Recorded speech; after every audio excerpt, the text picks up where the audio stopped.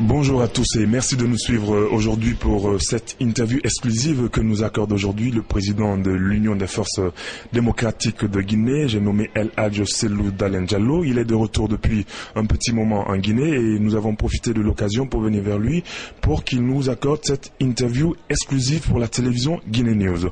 El Hadj Cellou Dalein Diallo, bonjour. Bonjour. Bienvenue au pays. Merci. Après un long séjour. Oui, bien entendu, oui. D'accord. Pourquoi est-ce que vous avez passé ce long séjour à l'étranger, El Hadj?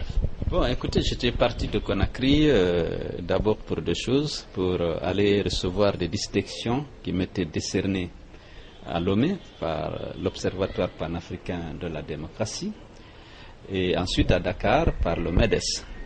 Je rappelle que l'Observatoire panafricain de la jeunesse m'a décerné un prix, celui du promoteur de la culture démocratique sur le continent. À Dakar, le MEDES m'a décerné le Cori d'or, le Cori de la paix, en raison de mon rôle joué dans l'instauration de la paix et de la démocratie dans notre continent.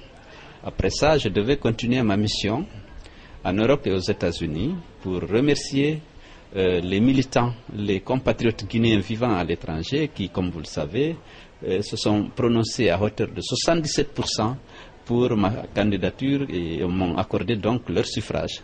Je pense que c'était important, au nom de la direction nationale du parti, que je vienne leur exprimer ma gratitude, les remercier, leur expliquer comment les élections se sont passées et quelle est la nouvelle attitude que les militants de l'UFDG devaient prendre. Et à cet égard, je dois rappeler que j'ai indiqué que l'UFDG devait rester fidèle à ses valeurs, à ses principes démocratiques et républicains, et combattre le tribalisme, l'ethnocentrisme et l'exclusion. Et nous devions rester mobilisés donc pour participer aux élections législatives. Et à plusieurs reprises, votre arrivée sur Conakry a été reportée. Qu'est-ce qui a expliqué cela? Oui, c'est pour des raisons indépendantes de ma volonté. D'abord, les jeunes voulaient me recevoir, les militants du parti. Ils ne voulaient pas que je rentre en catimini, en Guinée, malgré la répression qui s'était abattue sur eux à l'occasion de mon retour le 3 avril. Donc, on a fixé une première date. L'avion d'Air Sénégal qui devait me déposer a reporté son départ de Dakar à 19h au lieu de 14h. Il est impossible de se faire recevoir la nuit. Au-delà des risques, il faut quand même permettre aux gens de se mobiliser dans des conditions visibles et lisibles. Surtout qu'on s'attendait peut-être à une répression aussi des forces de l'ordre. Mais il faut identifier les gens et faire en sorte que ça se passe en pleine journée. Donc j'ai reporté d'une semaine.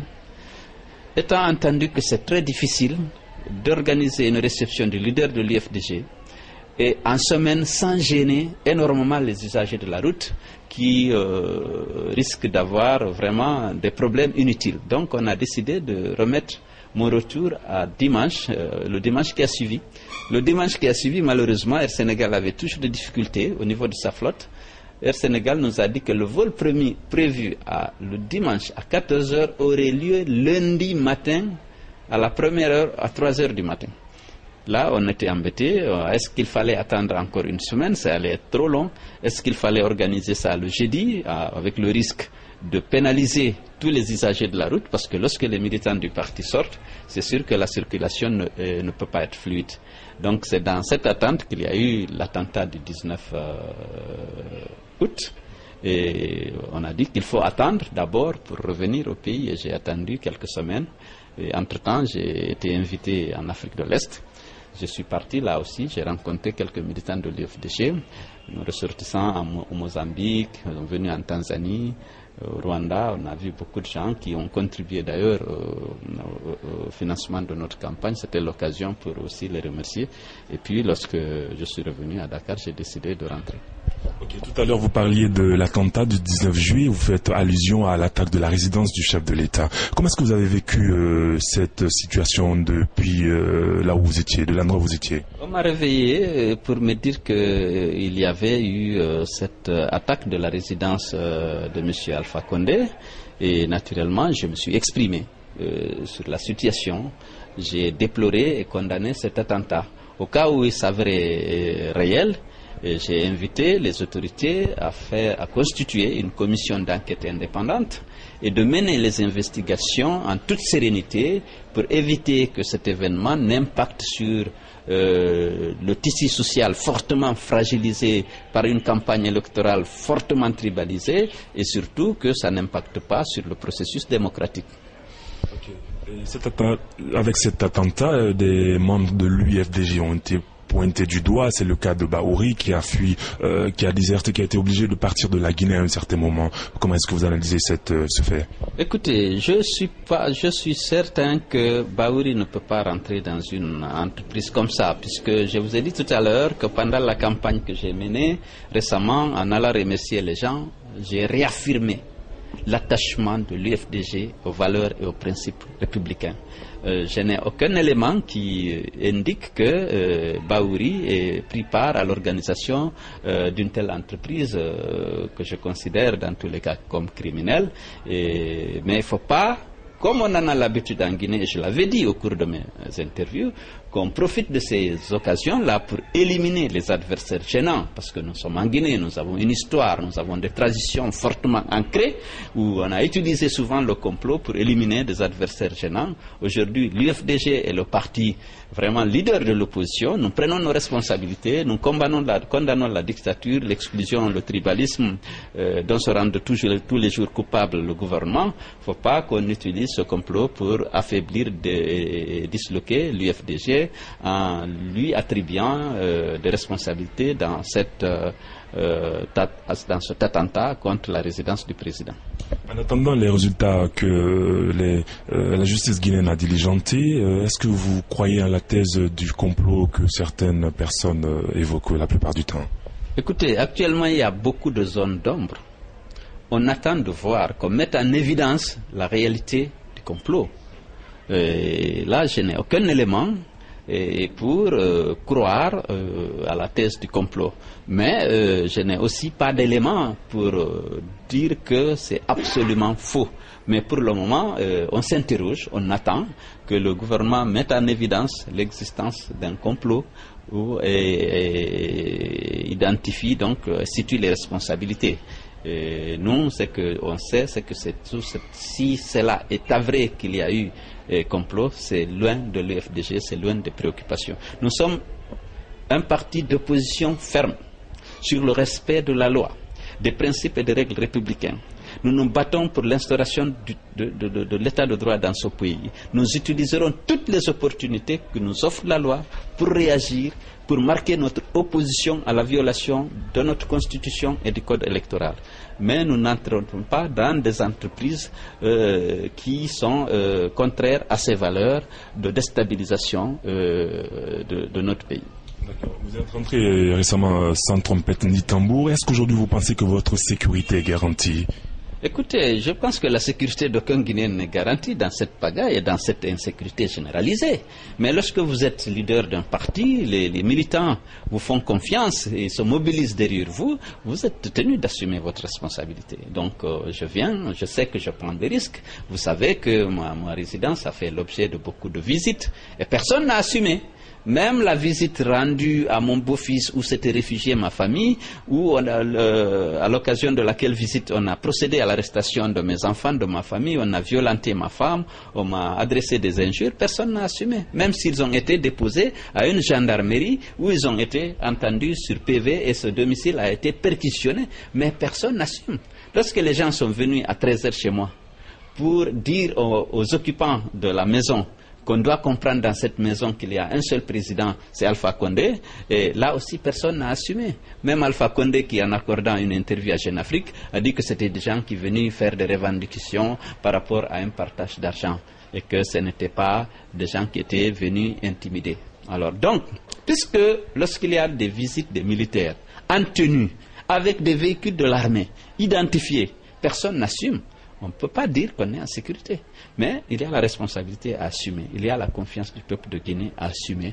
Donc je ne peux pas me dérober à cette responsabilité. Et c'est pourquoi je suis rentré pour mener le combat contre la dictature, contre le tribalisme et contre l'exclusion, afin que la Guinée soit une société démocratique débarrassée de la haine, de l'exclusion et de la mauvaise gouvernance. Récemment, le chef de l'État a envoyé des émissaires vers vous pour un tête-à-tête. Vous avez décliné l'offre. Je n'ai pas décliné.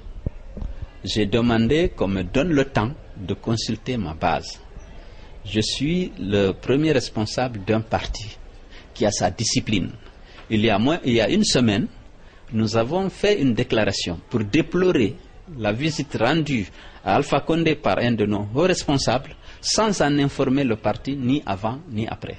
Je ne peux pas déplorer cette attitude du haut responsable d'un de mes adjoints et moi-même me livrer de telles pratiques. Je n'ai jamais dit non que je ne rencontre pas M. Alpha Condé, mais j'ai dit que je ne peux pas, dans une heure là, puisque c'était pratiquement dans une heure que je devais me rendre au palais de la présidence, j'ai dit qu'il faut que je consulte ma base, que je les informe, qu'on en discute, parce que la rencontre avec le président actuel, je pense que c'est important. Il y a tellement de conflits, il y a tellement de problèmes, il y a tellement de frustrations. Il faut préparer une telle rencontre afin de voir si elle peut être productive pour le pays, pour la paix et pour la réconciliation. On ne peut pas aller spontanément comme ça, et il faut respecter aussi la base et pour essayer de l'informer qu'il y a cette initiative qui est prise, solliciter son accord et son mandat pour aller à une telle rencontre. Parlant de consultation, il a été fait cas aussi que vous devriez consulter la coordination du Fouta Djallon aussi. Bon, ça c'est absolument faux. J'ai fait diffuser un communiqué pour dire que le seul motif que j'ai invoqué pour demander le report de la rencontre était la nécessité pour moi de consulter le parti. Je n'ai jamais fait allusion à la consultation des sages de la coordination du Fouta, comme a voulu le laisser croire le bureau de presse de la présidence. Et j'ai déploré cette attitude. Pourquoi? Parce que de tout le temps, pendant la campagne, on a voulu identifier l'UFDG à un parti ethnique, à un parti du Fouta qui ne cherche qu'à défendre une communauté, une région, alors que nos statuts sont clairs. Notre programme est clair. Nos discours ont été clairs et constants. On n'a jamais dérogé à la règle. Nous nous sommes rendus dans l'ensemble des 33 préfectures du pays. Nous avons tenu le même discours. Appeler les Guinéens à exclure de leur comportement, à bannir de leur comportement le tribalisme et l'ethnocentrisme. L'homme doit être jugé par rapport à ses actes, par rapport aux valeurs auxquelles il est fidèle et non par rapport à son lieu de naissance ou à son ethnie. J'ai dit qu'il faut que la Guinée se modernise et qu'on arrête de nous haïr sur la base ethnique ou par rapport à nos sensibilités politiques. Ce que je reproche aujourd'hui au gouvernement d'Alpha Condé, c'est justement cette tendance à diviser la Guinée en excluant une partie des Guinéens. Et ne croyez pas, je ne parle pas de la communauté belge, je parle de ceux qui ont soutenu ou qui sont membres de l'UFDG ou des autres qui ne sont pas de son parti. Je pense que notre constitution est claire. Elle a cherché à protéger l'unité de la nation et l'égalité des citoyens. Et je pense que la responsabilité, le sens de responsabilité, commande à un président de la République de veiller à l'équité, à ce que son administration, son gouvernement veille à tenir la balance égale entre les ethnies, à définir des critères objectifs de sélection de ses collaborateurs. Ce n'est pas l'aspect politique seulement. Les Guinéens ont droit à l'emploi public. Ils ont droit à assumer des responsabilités au sein de notre assimilation, non pas sur la base de leur appartenance ethnique ou de leur sensibilité politique. Et aujourd'hui, ça fait partie des choses que nous déplorons et que nous condamnons parce qu'Alpha Condé est en train de diviser la Guinée. Donc, à comprendre, de près, il y a donc eu cacophonie entre le bureau de presse ou encore avec l'émissaire ou les émissaires, parce que de l'autre côté, on parlait de plusieurs émissaires et de votre côté, au niveau de l'UFDG, on a parlé d'un émissaire. Il y avait 3 contre-vérités. La première, le rendez-vous n'était pas fixé le jeudi à 11h. Le rendez-vous était fixé le mercredi à 11h30. Alors que l'émissaire, il ne s'agissait pas de 2 ou 3, il y avait un seul qui est arrivé, qui m'a dit que je dois aller avec lui à Sékou Touré pour rencontrer M. Alpha Condé à 11h30. Donc, une heure et demie après notre rencontre. Deuxièmement, je n'ai jamais dit que je dois me référer à la coordination. Je pense que j'ai dit que c'est la même campagne à laquelle le RPG est habitué de discréditer notre parti, alors qu'ils savent que le candidat du RPG a exclu une région dans laquelle il ne s'est pas rendu pendant le premier et le deuxième tour. Moi, aussi bien au premier au deuxième tour, j'ai été dans toutes les préfectures. Dans les préfectures considérées comme son fief, j'étais là. J'étais à Sigiri. J'étais à Kankan. J'étais à Kerouani. J'ai fait le tour de la ville de Kankan. J'ai fait le tour de la ville de Sigiri, où les populations de ces préfectures m'ont réservé un accueil chaleureux. Même celles qui n'ont pas voté pour moi. Je me sens aussi bien fils de Sigiri que de Labé, de Mamou ou de Dalaba.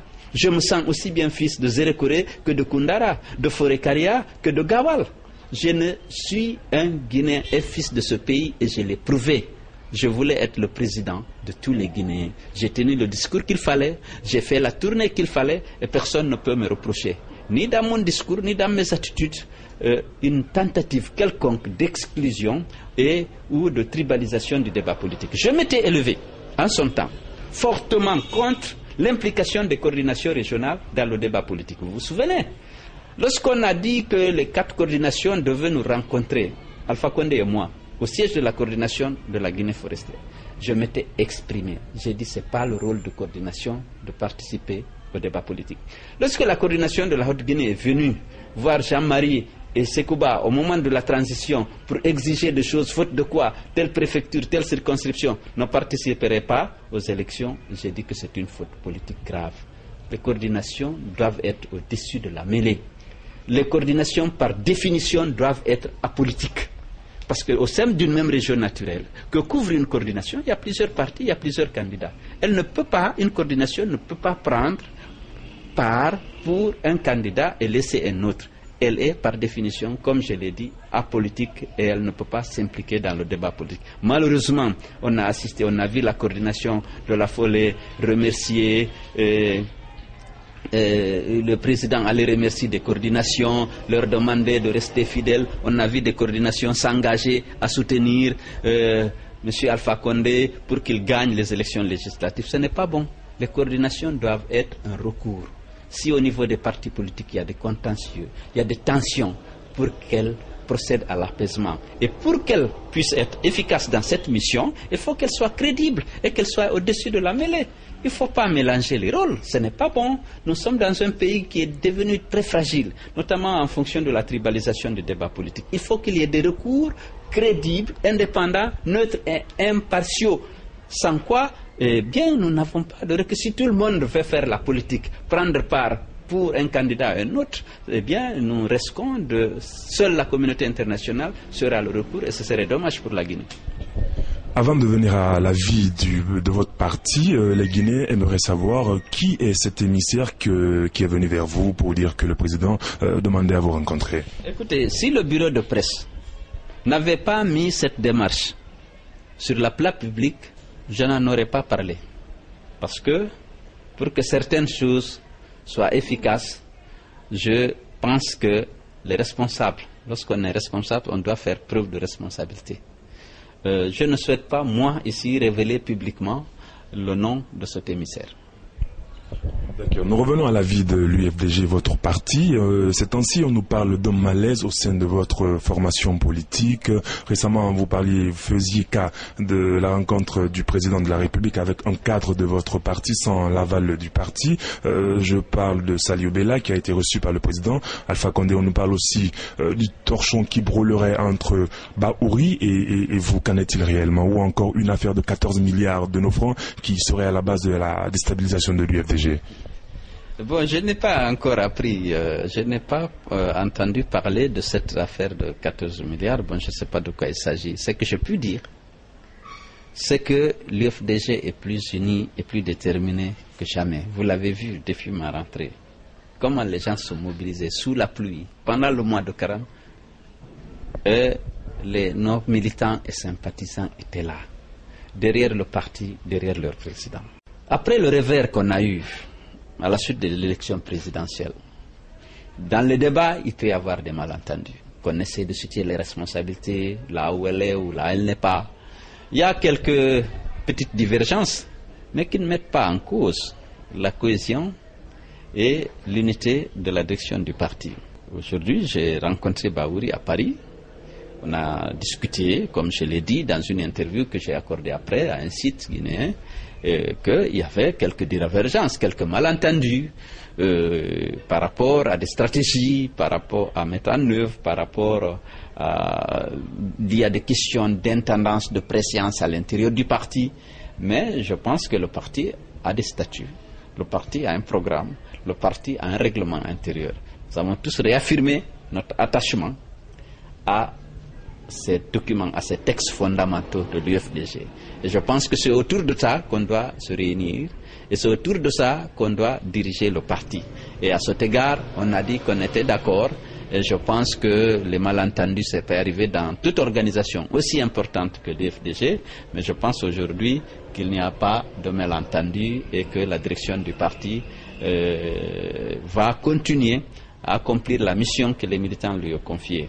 C'est vrai, mon absence prolongée a suscité beaucoup de petits problèmes, mais avec mon retour, je suis en train de réorganiser les choses sur la base du règlement intérieur et des statuts du parti, de rassurer tout le monde, et vous avez vu les mobilisations qui sont là. La force de l'UFDG, c'est ces militants qui sont déterminés aujourd'hui plus hier et qui sont prêts naturellement à se mobiliser davantage demain pour exiger le respect de la Constitution et des lois de la République.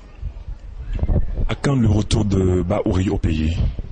Écoutez, Bahouri, il est à Paris, à ma connaissance. Moi, je l'ai laissé là. Je ne peux pas vous dire à quelle date exacte. Il y a des décisions qu'on prend personnellement en fonction peut-être de la perception qu'on a de la sécurité ou de l'insécurité, mais je pense qu'il ne tardera pas à revenir au pays. Récemment, le chef de l'État a accordé une grâce à vos militants qui étaient incarcérés à la maison centrale de Conakry. Quel a été votre sentiment à l'annonce de cette nouvelle? J'ai fait diffuser aussi un communiqué pour exprimer mes points de vue. J'ai dit que c'est une réparation partielle d'une injustice commise à l'endroit de l'UFDG et de ses militants. Vous vous souviendrez qu'à mon arrivée le 3 avril, une répression sauvage s'est abattue sur mes militants, dont le seul crime est d'avoir été à l'aéroport le jour de mon arrivée ou d'être au bord de la rue pour applaudir leur leader.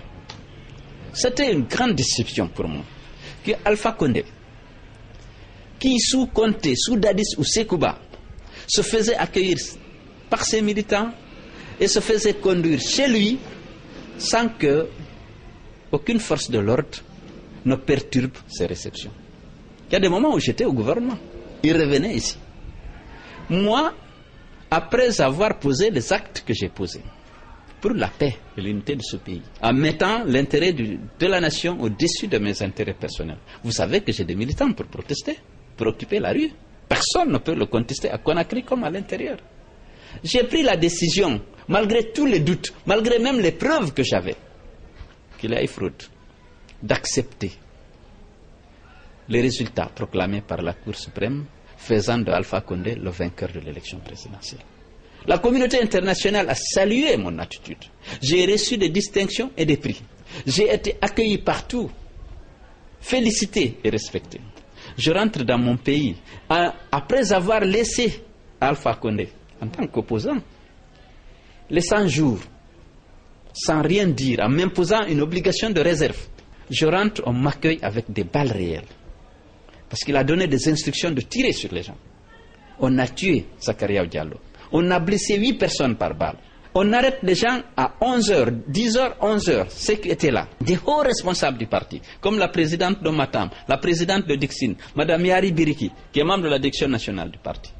On les brutalise, on les arrête. Alpha Condé donne des instructions qu'on les juge et qu'elle le condamne. Près de 47 condamnations. Lorsqu'on libère des gens, on annule cette anomalie. Je suis content parce que mes gens retrouvent la liberté. Mais c'est que parmi mes gens, il y avait des gens qui sont chargés de ma sécurité. Une dizaine de gens. Partout où je suis, ils doivent être là. Ils ont été arrêtés, jugés comme des participants à une manifestation. Il y a une manifestation où là, compte tenu des responsabilités qui sont les miennes en tant que président d'un grand parti, le plus grand du pays, les résultats du premier tour sont là pour le prouver. J'ai besoin d'un minimum de sécurité. Ces gens-là, on les arrête, on les condamne à des peines de prison ferme. Lorsqu'on les libère, je me réjouis pour eux. Mais je ne considère pas cela comme un acte de générosité ou de clémence d'Alpha Condé. Il a décidé de les arrêter. Il a donné des instructions de les condamner. La justice, qui est une justice sous ses ordres, a condamné. Il décide à un moment donné, bon, j'annule. Je dis, je salue la décision qui peut constituer une décision comme une décision d'apaisement. Si elle est suivie d'autres actes, parce qu'il a commis beaucoup de fautes et d'erreurs politiques qui aujourd'hui divisent la Guinée, si c'était suivi d'actes d'apaisement, de volonté réelle de décrisper la situation socio-économique, bon, ce serait une bonne chose. Mais il ne faut pas que les gens perdent de vue que c'était l'arbitraire et l'injustice qui les avaient mis en prison. Parmi ces militants qui ont été libérés, faisaient partir des militaires de l'armée régulière qui assuraient votre sécurité. Est-ce qu'ils ont été réhabilités? Parce qu'on nous avait dit qu'ils avaient été rayés des effectifs de l'armée guinéenne. Est-ce qu'ils ont été aujourd'hui réhabilités?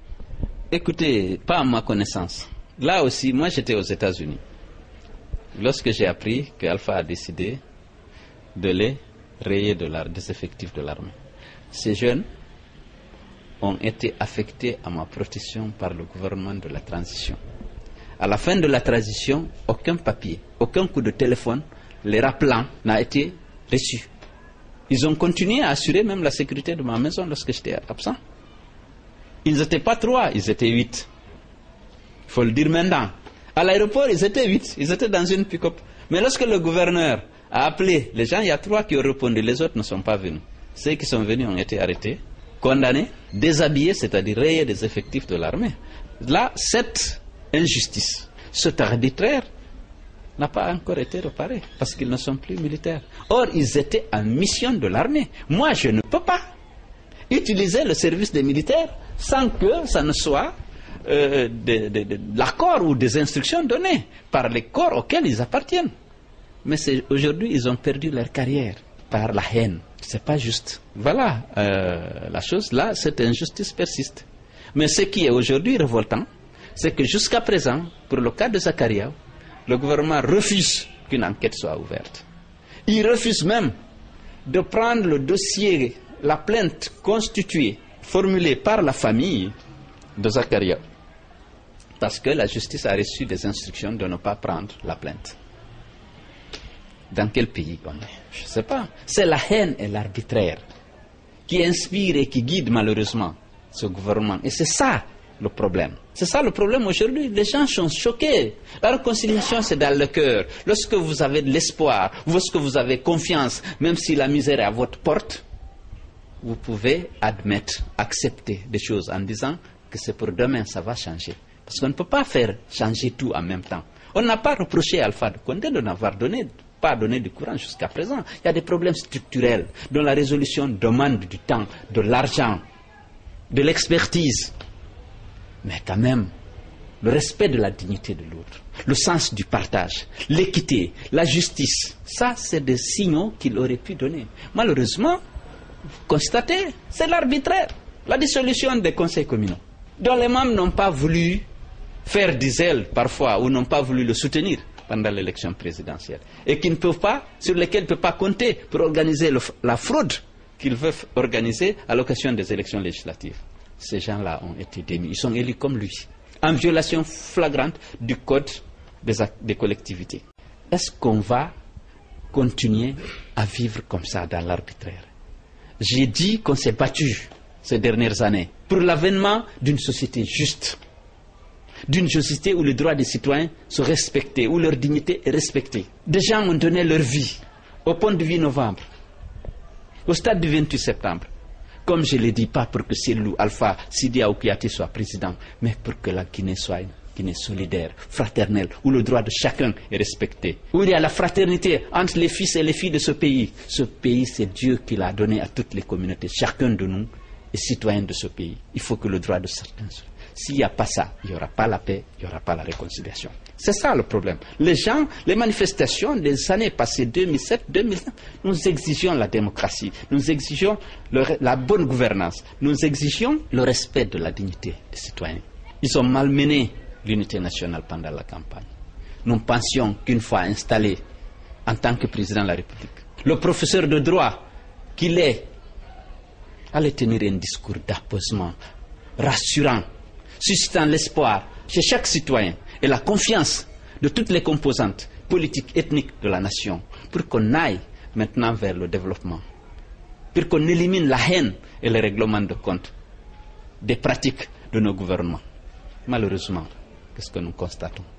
C'est lui qui revendique 40 ans de combat pour la démocratie et les libertés. Les politiques d'exclusion des citoyens guinéens, de la privation des droits à beaucoup de citoyens parce qu'ils sont membres de l'UFDG, parce qu'ils appartiennent à d'autres communautés. C'est ça que nous attendions? Non.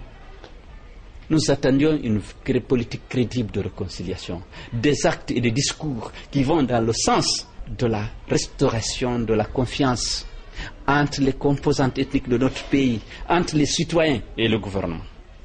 Aujourd'hui, tous les Guinéens sont déçus. Les conditions de ce vie ne sont pas améliorées. On n'a pas d'électricité, on n'a pas d'eau. Ça, c'est tolérable, on peut dire, il faut du temps. Même si les politiques menées ne sont pas efficaces, on le sait, parce qu'il y a l'inexpérience et il n'y a pas la confiance. Mais quand même la haine, l'absence d'un sens de partage, de ce qui est considéré comme commun à notre pays, le favoritisme, le népotisme, le tribalisme, l'exclusion. Ça, il faut le déplorer. Il y a des choses qu'on peut expliquer. J'ai parlé de l'électricité, même de l'inflation, du prix du riz. Ils ont promis de donner le prix du riz à 21 000. C'est par inexpérience ou mauvaise foi. Qu'importe, ce n'était pas possible. Le riz a un prix. Mais l'absence de justice, l'arbitraire, l'exclusion, le tribalisme, ça, c'est des actes qu'on aurait posés. On aurait donné des signaux forts qui auraient, naturellement, comme je l'ai dit, suscité la confiance, qui auraient suscité l'espoir. Mais aujourd'hui, les Guinéens sont désespérés. Parce que ce qu'on attendait, on ne l'a pas eu. Et on voit que c'est la haine et l'exclusion qui semblent inspirer, hélas, Alpha Condé et son gouvernement. Revenons à l'actualité politique nationale. Lousseni Camara a été porté à la tête de la CENI récemment. Votre analyse? Non, écoutez, je savais que par rapport aux élections législatives, et c'est là aussi la grande déception de la classe politique et du peuple de Guinée, nous avons décidé de considérer que Alpha Condé est le vainqueur des élections, de l'élection présidentielle. Nous avons décidé d'aller nous battre dans les élections législatives pour avoir un groupe de députés qui reflète le poids politique de chaque parti. Nous voulons qu'il y ait des élections législatives équitables, libres et transparentes. Nous avons senti que Alpha Condé ne veut pas, là aussi, vraiment respecter le code électoral et la constitution. Il veut organiser les conditions d'une fraude massive pour s'octroyer et la légitimité et la majorité à l'Assemblée nationale. La tentative de reprendre entièrement le recensement alors qu'il y a un fichier et que la loi dit que ce fichier est permanent, il fait l'objet de révision. La signature d'un protocole d'accord entre la CENI et le MATAP pour transférer les pouvoirs au MATAP alors que la CENI tient ses pouvoirs de la Constitution de la République. L'invitation qu'il a faite au préfet, aux gouverneurs de sortir de leur neutralité pour soutenir le parti présidentiel. La dissolution des conseils communaux dont j'ai pensé tout à l'heure, communautaires dont j'ai parlé tout à l'heure. Tout ça pour organiser une fraude. Nous avons dit que nous n'acceptons pas ça. Nous avons, non collectif des partis politiques pour la transition, nous avons rédigé un mémorandum où nous exprimions clairement nos préoccupations et nous demandons de régler un certain nombre de problèmes, notamment la CENI. Il faut qu'il y ait la confiance en la structure chargée d'organiser les élections, pour que les résultats soient acceptés. Et ça, c'est une source de conflit, la contestation des résultats. Donc, il faut créer toutes les conditions pour que les gens aient confiance en la structure, aux procédures et aux règles qui vont régir l'organisation des élections législatives.